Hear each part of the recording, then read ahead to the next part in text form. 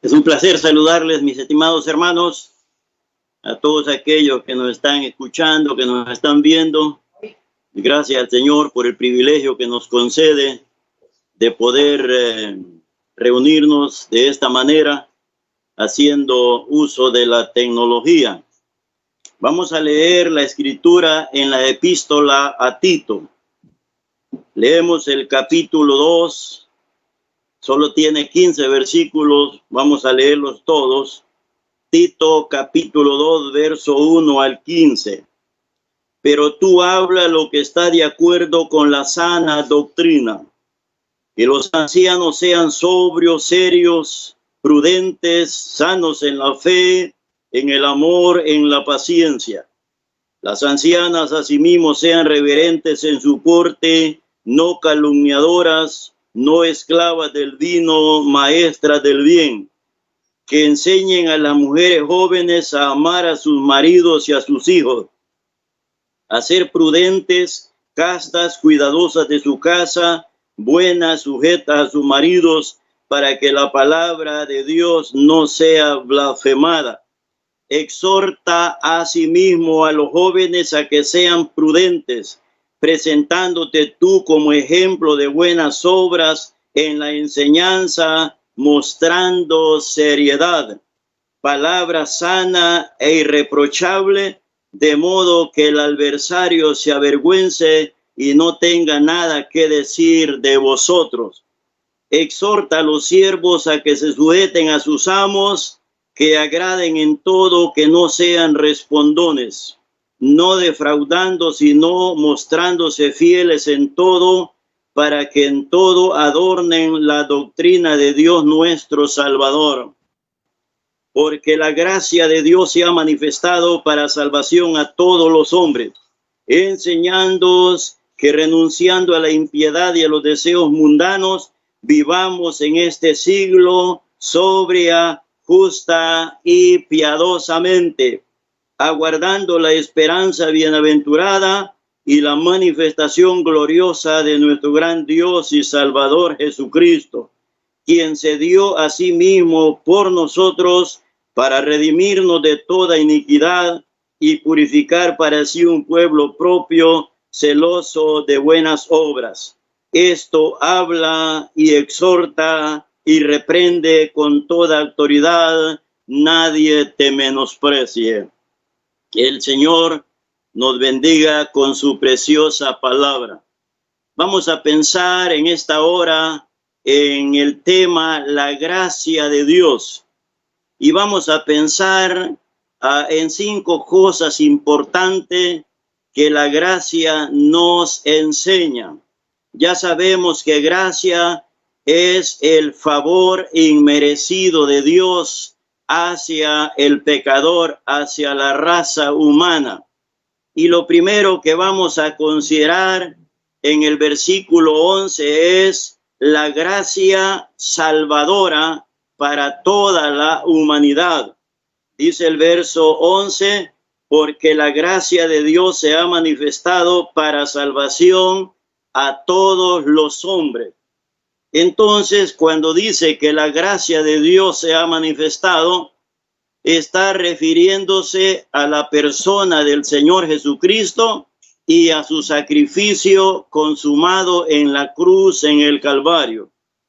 El apóstol Juan escribió allí en el Evangelio de Juan, en el capítulo 1 y el verso 17, dice, pues la ley por medio de Moisés fue dada, pero la gracia y la verdad vinieron por Jesucristo. Entonces, la salvación es para todos los seres humanos.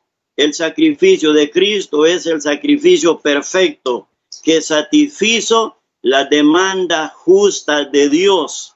Y esta salvación, entonces, Dios no la está vendiendo, no hay forma de comprarla, es un regalo de Dios. Pablo explicó eso a los efesios y es una explicación que va para todos los creyentes. En el capítulo 2 de Efesios y el versículo 8 dice, porque por gracia sois salvos por medio de la fe, y esto no de vosotros, pues es don de Dios, no por obras, para que nadie se gloríe. Entonces, la salvación es el regalo que Dios está dando a la humanidad entera, pero que se hace efectiva para aquel pecador que oye el evangelio, entiende su condición de pecador, se arrepiente de sus pecados y cree en el Señor Jesucristo, abriendo su corazón y creyendo en él por la fe. Es este pecador el que disfruta de la salvación. Y qué bueno es que muchos tenemos esta seguridad, porque cuando dijimos creer en el Señor Jesucristo, lo hicimos porque fuimos convencidos por la palabra y por el Espíritu. Y nuestro anhelo, nuestra motivación para recibir a Jesucristo fue el perdón de pecados y la salvación del alma. Y por esa fe depositada en el Señor nos dio su Espíritu Santo que mora en el creyente redimido con la sangre de Cristo. Hay una gran cantidad de personas en el mundo que profesan fe en el Señor, pero no tienen la seguridad de la salvación. ¿Por qué razón? Porque la motivación con la cual hicieron una profesión de fe fue buscando beneficios seculares, algunos buscando una sanidad, otros buscando prosperidad material, otros buscando solucionar un problema familiar y otros buscando otras cosas. Y esas profesiones que se hacen con esa motivación, nunca puede la persona tener esa seguridad que es salvo por gracia. Entonces vale la pena que todo creyente se autoexamine. Como dijo Pablo a los Corintios, examinaos a vosotros mismos si estáis en la fe, porque el Señor habla de esos profesantes falsos en Mateo 7:21. Dice, no todo el que me dice Señor, Señor entrará en el reino de los cielos, sino el que hace la voluntad de mi Padre que está en los cielos. Muchos me dirán en aquel día, Señor, Señor, en tu nombre profetizamos, en tu nombre echamos fuera demonios, en tu nombre hicimos milagros. Y dice, yo les diré, no los conozco, no sé de dónde son. Así es que grandes hombres que aparentemente parece que fueran siervos de Dios y que hablan muchas cosas y dicen hacer muchas cosas, la mayoría de las cosas son falsas. Y ese es el gran problema del evangelio de la prosperidad que presenta Jesucristo, más que todo para solucionar los problemas seculares al pecador y no su verdadera necesidad, que es escapar del infierno. Y nosotros como predicadores que realmente conocemos al Señor y que estamos seguros de la salvación, somos responsables de aclarar estas cosas delante de los amigos y delante de los hermanos también, porque lamentablemente en las iglesias hay muchos profesantes, pero no salvos. Lo segundo que encontramos aquí en los versículos 12, en el versículo 12, es que la gracia nos enseña. Una vez que somos salvos por gracia, ahora la gracia nos enseña cómo es la nueva vida en Cristo. Dice el verso 12, enseñándoos que renunciando a la impiedad y a los deseos mundanos, vivamos en este siglo sobria, justa y piadosamente. Una vez que somos convertidos, ahora la gracia, habiéndonos salvado, ahora la gracia nos enseña, nos instruye cómo es la vida de un creyente. Y lo primero que vemos es que el creyente renuncia a todos sus hábitos antiguos que venía arrastrando como incrédulo. Pero ya convertido, entonces nosotros aprendemos a renunciar a la impiedad y a los deseos mundanos, porque vivíamos en el pasado una vida de impíos, una vida de impiedad, una vida de mundanalidad. Pero ya como redimidos, ahora la gracia nos enseña a renunciar a estas cosas. Obviamente, no es que desaparecieron los deseos mundanos o los deseos pecaminosos. Eso va con nosotros siempre. La diferencia es que el creyente aprende lo que es dominio propio y aprende a controlar sus reacciones y sus emociones. Y es así como el creyente tiene esa lucha interna entre lo que es el deseo del espíritu y los deseos de la carne.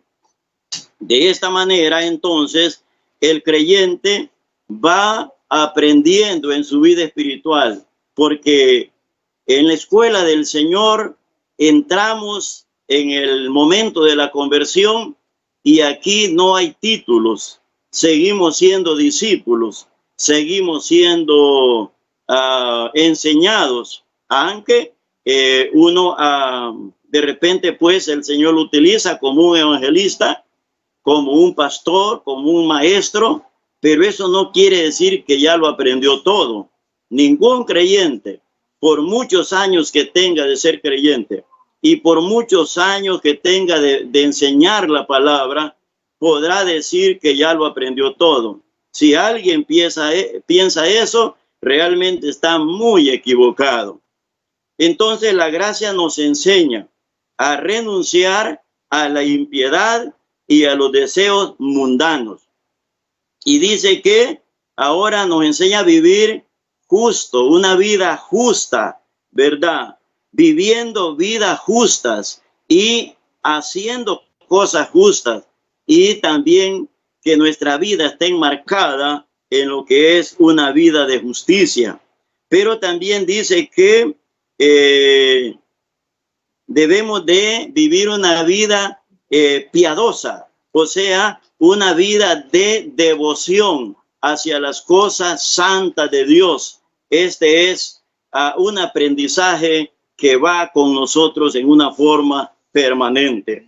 Luego encontramos que la gracia nos enseña en primer lugar la seguridad de la salvación, que somos nuevas criaturas en Cristo. En segundo lugar, nos enseña a que renunciemos a la impiedad, a los deseos mundanos y que luego vivamos en este mundo sobria, justa y piadosamente. Este es un privilegio. Hay que luchar todos los días. Eso sí, la lucha con el viejo hombre es permanente. Pero luego encontramos una tercera cosa, y es que la gracia nos enseña el orden de Dios en la iglesia. Miremos verso 1 en adelante. Dice el versículo 1 y el versículo 2. Pero tú habla lo que está de acuerdo con la sana doctrina. Que los ancianos sean sobrios, serios, prudentes, sanos en la fe, en el amor y en la paciencia. Aquí habla del comportamiento de los ancianos, pero aquí más que todo se refiere no a los ancianos en posición, aunque esto también es una demanda para los ancianos en posición en la iglesia, porque muchos son ancianos como en la posición, pero no en edad. A muchos de los que ahora somos adultos mayores, llegamos a fungir como ancianos siendo jóvenes. Y gracias al Señor, Dios nos ha guardado hasta este momento.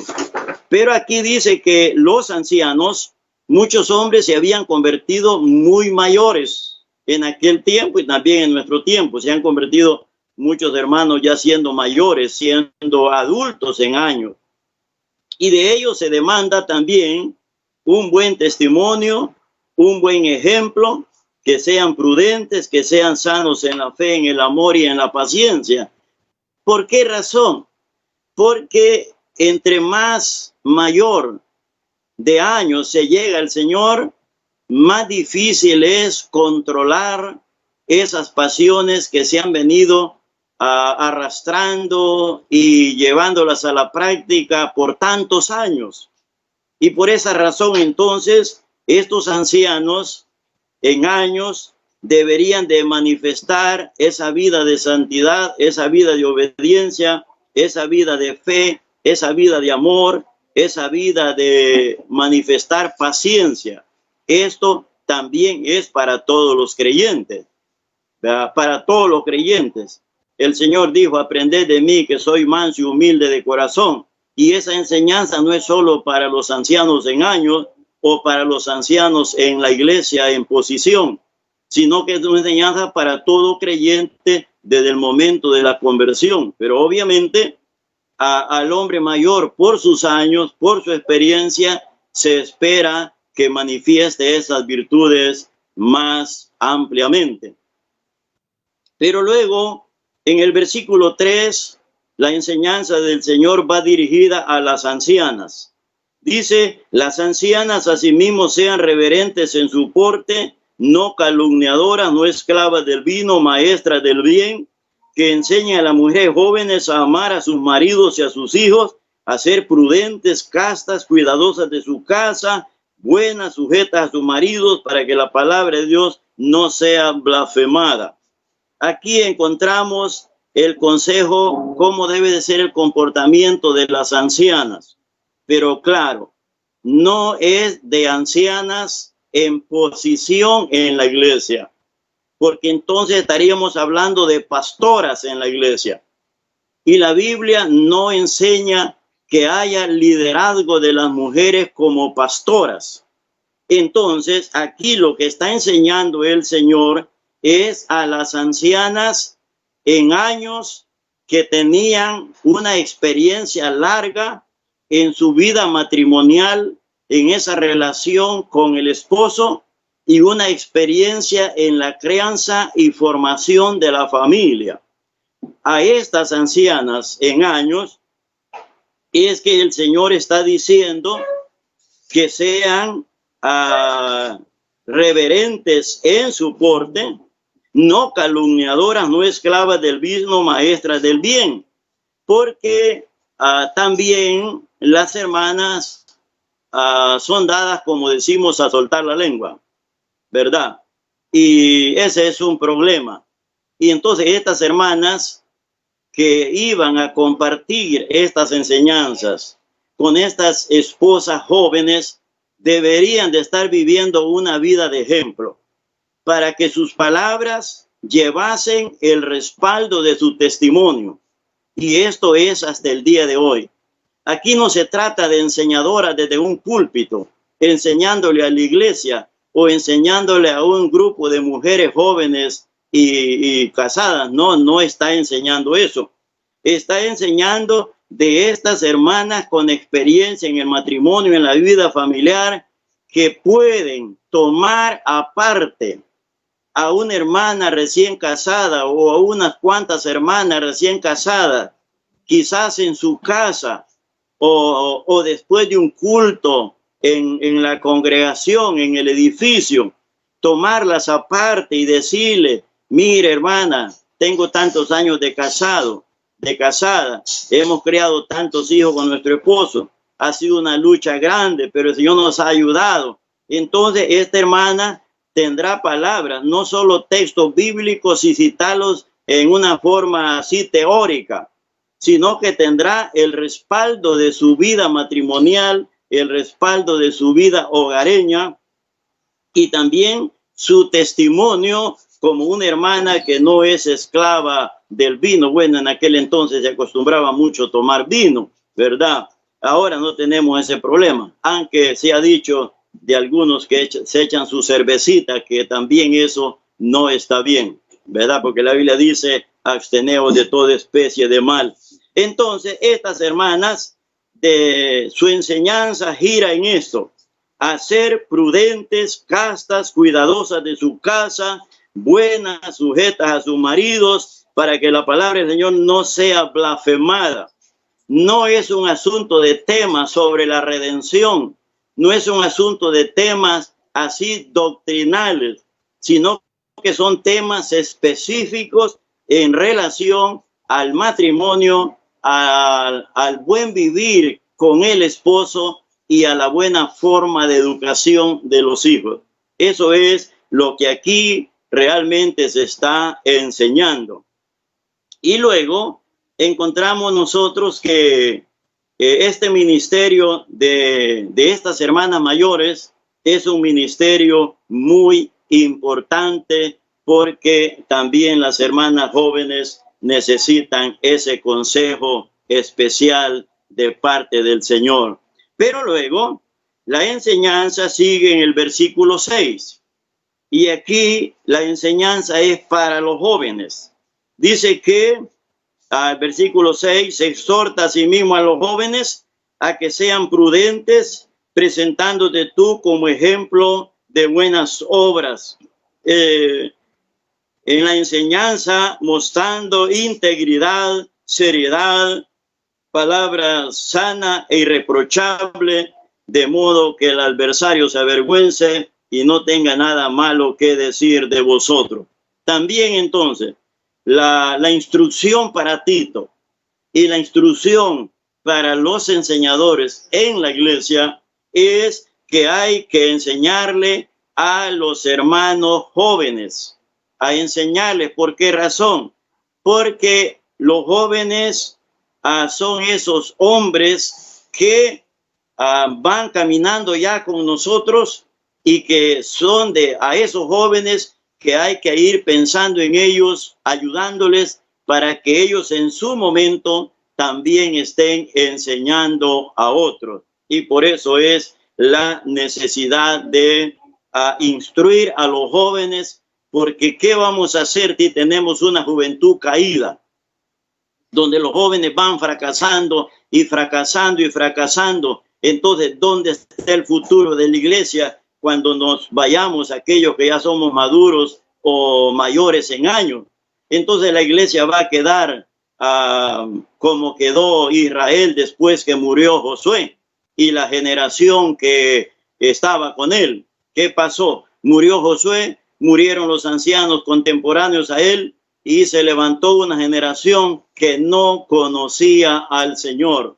Y ese es el peligro entonces en lo que vamos avanzando, que la generación que va a sustituirnos quede bien formada o quede mal formada. Esto dependerá de los hermanos que al momento estamos enseñando a la juventud, y las hermanas que pueden ayudar a los matrimonios jóvenes con el consejo de la palabra.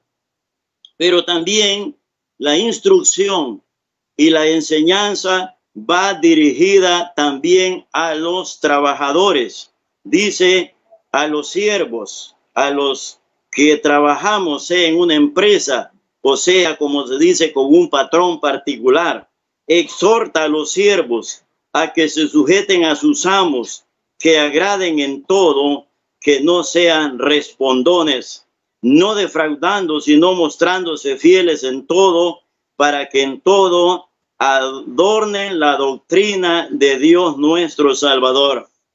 Aquí también tenemos enseñanza para los trabajadores.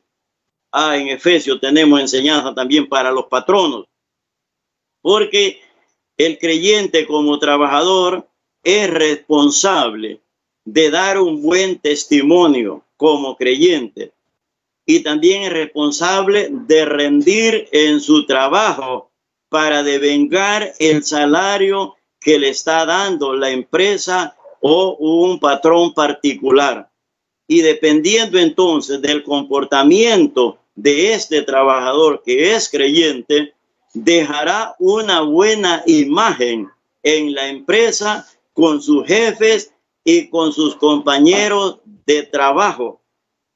Y de esa manera, esta persona puede ser un medio que el Señor utilice para que otras personas puedan, mediante este ejemplo, entender su condición como pecador y volverse al Señor Jesucristo, recibiéndole como un Salvador. Entonces, la instrucción también es para los trabajadores. Y obviamente, la empresa o el hermano que tiene empleados, también él debe de ser condescendiente con sus trabajadores.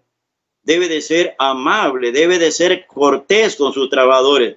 No debe ser un hombre orgulloso que los mira como inferiores, que los mira así como decimos, como que no valen nada. No, este hermano que tiene empleados también debe de cuidar su testimonio, porque dependiendo del trato que dé a sus trabajadores, de la cordialidad que muestre con sus trabajadores, podrá ganar a algunos para el Señor, porque no siempre va a tener solo creyentes trabajando. Tiene que tener gente que no son creyentes.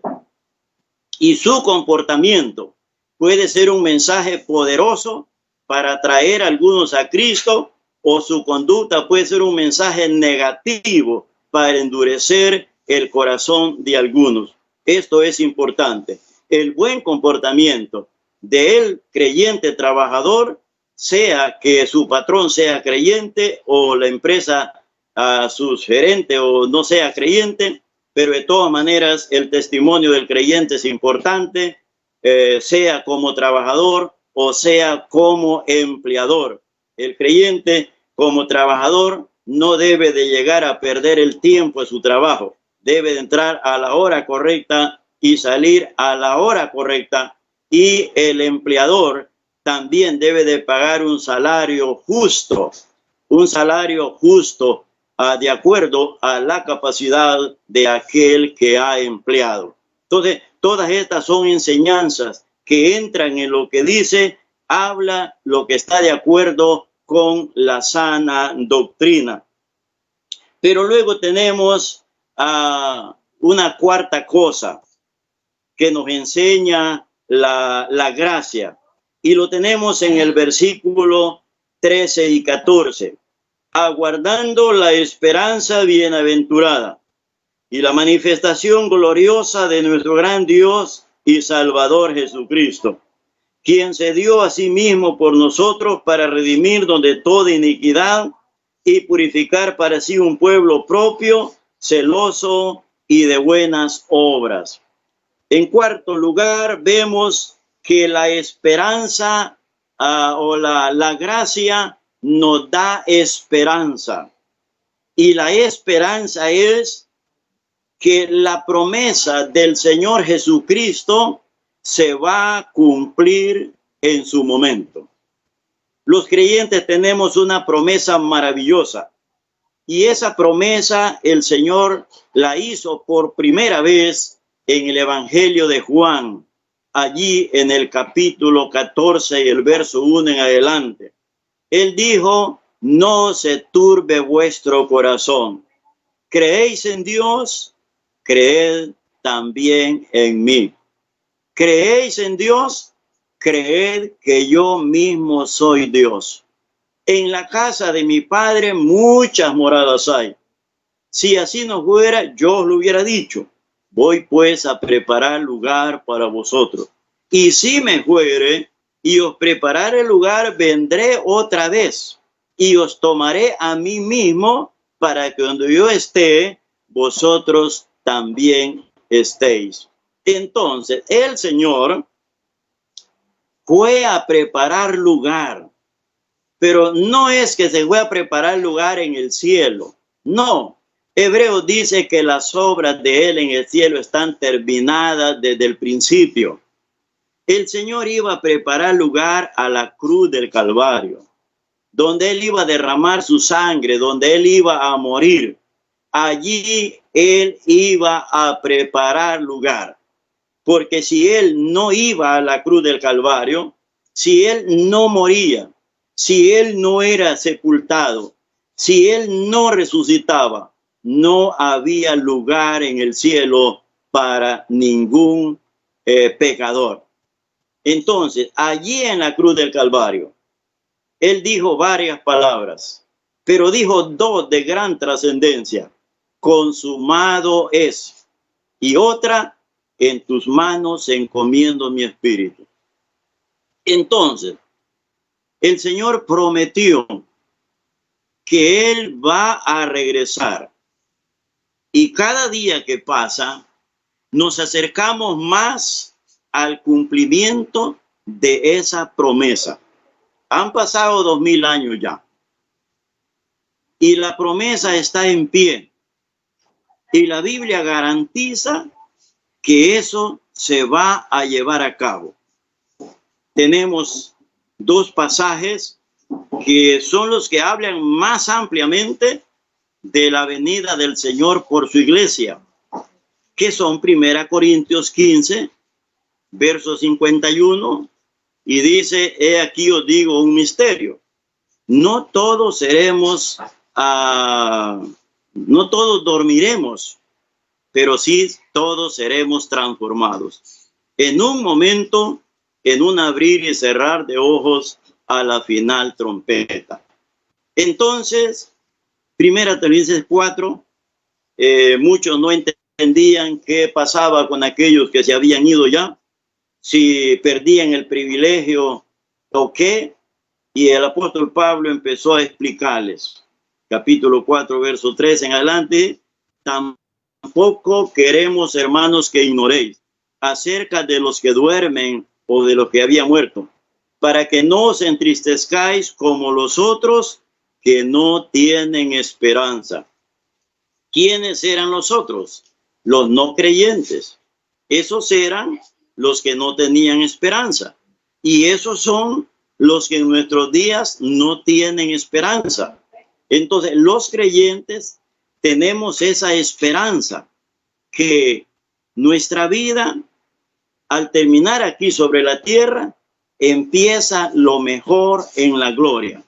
Por eso Pablo dijo a los Corintios, si en esta vida solo esperamos en Cristo, somos los más dignos de conmiseración. Si la esperanza del creyente solo fuera terrenal, seríamos dignos de lástima. Pero nuestra esperanza va más allá, después de esta vida. Así como aquellos hombres, de Abraham, Moisés, dice que se sostuvieron como viendo al invisible, porque tenían puesta la mirada en la ciudad que tiene fundamentos, cuyo arquitecto y constructor es Dios. Ellos ya entendían eso, ya sabían eso por medio de la fe, aunque no tenían la revelación completa de la Biblia. Pero nosotros tenemos más ventaja que ellos en el sentido que tenemos toda la revelación de Dios, de Génesis a Apocalipsis. Tenemos allí las cosas que pasaron, las cosas que están pasando y las cosas que se van a dar en el futuro. La situación que vivimos ahorita en el mundo, nosotros ya sabemos esto. El Señor dijo que habían pestes, que habrían plagas. Ya sabemos esto. El avance de la tecnología, nosotros ya lo sabemos. Daniel había dicho que la ciencia aumentará. Entonces los creyentes no necesitamos una visión, como muchos dicen, un sueño, o oír una voz audible. No. Los creyentes tenemos en la Biblia toda la revelación de Dios. Y es así como sabemos el desarrollo del programa de Dios. Y lo primero entonces es esta esperanza gloriosa del arrebatamiento de la iglesia, la venida del Señor, no a esta tierra, no a poner su pie al monte de los olivos, sino hasta el aire. Dice, Dios traerá con Jesús a los que durmieron en él. Sí, las almas que están desnudas en la presencia misma de Dios, vendrán al sepulcro donde quedó su cuerpo físico que se corrompió, y allí Dios con su poder dará un cuerpo incorruptible. Los muertos en Cristo resucitarán primero, y los que estemos o estén vivos seremos, dice, transformados de un cuerpo mortal a un cuerpo inmortal, espiritual, glorioso, para recibir al Señor en el aire, y así estaremos siempre con el Señor. Y dice Pablo a los hermanos y a nosotros, por tanto, alentados los unos a los otros con esta palabra. Entonces, la seguridad de la salvación, la promesa de la venida de Cristo, es algo que nos alienta. En estos días oímos nosotros muchas cosas, hoy por las redes sociales, y se dicen tantas cosas de que ya está todo preparado para la marca de la bestia, para el chip, y un montón de cosas que el mundo oye que se va a dar y que es una realidad, ¿verdad? Es una realidad. Pero la diferencia es que la iglesia será arrebatada antes que esas cosas se den. Los creyentes ya fuimos sellados. El creyente ya tiene un sello especial y si quiere llamarle o de otra forma, pues llámele. Pero ese sello es la misma persona del Espíritu Santo morando en el corazón del creyente. Y es por ese sello o por la persona del Espíritu Santo morando en el creyente que nos garantiza la transformación en el momento del arrebatamiento de la iglesia. Así que los creyentes tenemos esta esperanza viva, gloriosa, maravillosa de la pronta venida de Cristo. El mundo va a seguir. No es como algunos dicen que ya viene el fin del mundo. No, el mundo va a seguir. Después del arrebatamiento de la iglesia, ya sabemos que viene la tribulación y gran tribulación, donde los juicios de Dios caerán en su totalidad, 7 sellos, 7 copas, 7 trompetas, descritas en el libro de Apocalipsis. Después vendrá el Señor en gloria para establecer un reino sobre tierra, ese reino que algunos andan hablando de él, pero que lo que le espera no es el reino, sino el infierno, porque niegan a Jesucristo, niegan el Espíritu Santo, niegan que vamos al cielo, niegan el infierno y solo hablan de la tierra. Así que pobrecito de ellos. Y hay de aquellos que dicen ser creyentes y han ido para allá. Pobre de ellos. Señal que nunca les amaneció. Entonces, la gracia nos da esperanza. Sí, nos da esperanza. Pero también en el versículo 15, como punto número 5, esto habla y exhorta y reprende con toda autoridad. Nadie te menosprecie.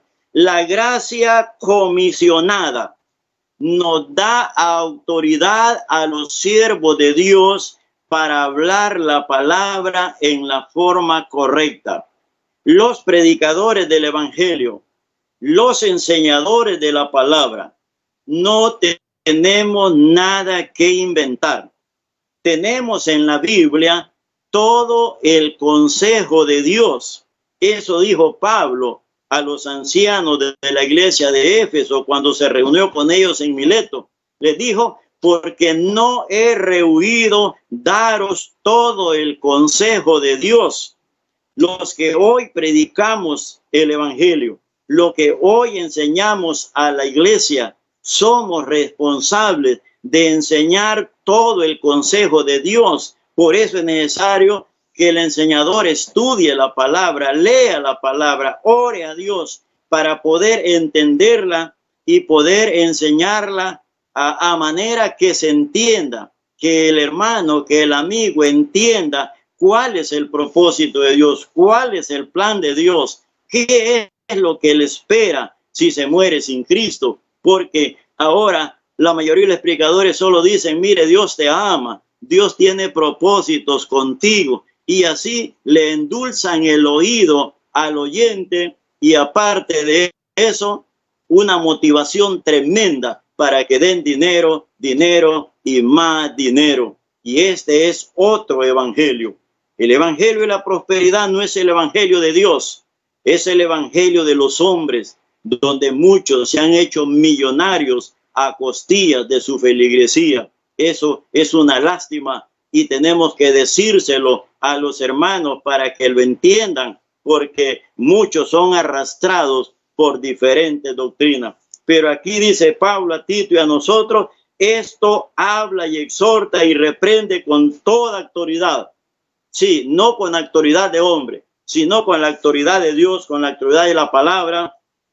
Porque Pablo dijo a Timoteo, ahí en capítulo 4 y el verso 1 de 2 Timoteo, te encarezco delante de Dios y del Señor Jesucristo, que juzgará a los vivos y a los muertos en su manifestación en su reino, que prediques la palabra, que exhortes a tiempo y fuera de tiempo, redarguye, reprende.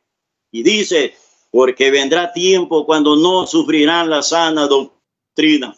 Sí, lamentablemente, el pueblo que dice ser evangélico no quiere saber nada de sana doctrina. Y en muchas congregaciones, congregados al nombre del Señor, también ya hay muchos que no quieren oír nada de sana doctrina. Y este es un problema muy grave, porque si los predicadores de quienes se espera el consejo sano, el mensaje claro, la enseñanza clara conforme a la Biblia, entonces empezamos allí, como dijo alguien, a andar con medias tintes, entonces ¿qué se espera? Así que mis hermanos, la gracia nos enseña la seguridad de la salvación. La gracia nos enseña cómo vivir como creyentes. La gracia nos enseña el orden de Dios en la iglesia. La gracia nos enseña que tenemos esperanza en Cristo Jesús. Y la gracia nos enseña que nos ha dado la autoridad de la palabra para enseñarla con claridad al pueblo de Dios. Así que, mis amados hermanos, hay que vivir vida de oración. Hay que leer más la palabra. Y una vez que pase estas cosas que están pasando en estos días, volver con más ánimo a congregarnos. Gracias, mis hermanos. El Señor nos bendiga a todos.